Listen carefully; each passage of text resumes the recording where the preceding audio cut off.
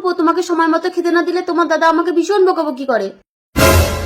বৌদি দাদা তো বাড়িতে নেই, একটু এসো না।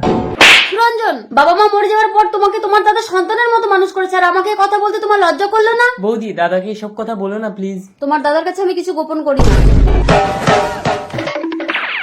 এই গোগি, আমার তো বিয়ে হয়ে গেছে, তবুও কি তুই আমার পেছন ছাড়বি না? কি হয়েছে মৈত্রী?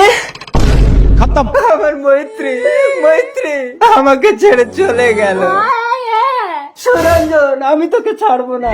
সুরঞ্জন, তুমি আমাকে বেশি ভালোবাসো না তোমার দাদাকে? অবশ্যই দাদাকে, কারণ ছোটবেলা থেকে দিন রাত এক করে দাদা আমাকে লেখাপড়া শিখিয়েছে। একটা চল, তোর বাকি গল্পটা থানায় গিয়ে শুনবো।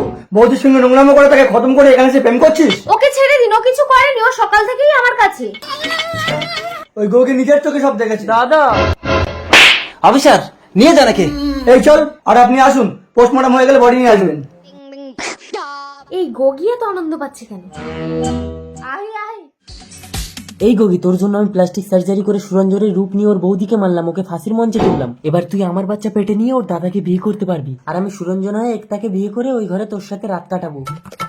সুন্দর একটা ভিডিও বানালাম। আমাকে মেরে কোনো লাভ হবে না, অলরেডি ভিডিও পুলিশের কাছে পৌঁছে গেছে।